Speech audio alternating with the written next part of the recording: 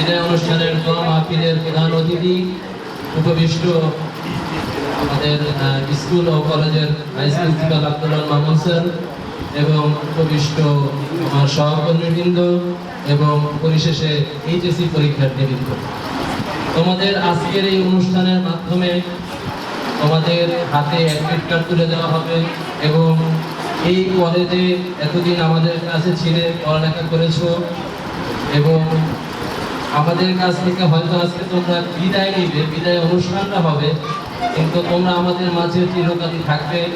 শিক্ষক এবং শিক্ষার্থীদের সম্পর্ক যাবে,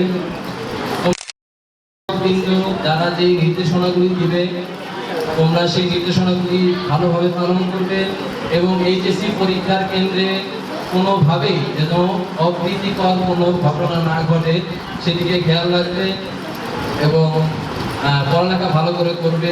এই কয়েকটা দিন, আর তোমাদের খুব বেশি সময় নাই, হয়তো আজকে 26 তারিখ, আর 4 দিন পরে তোমাদের পরীক্ষা।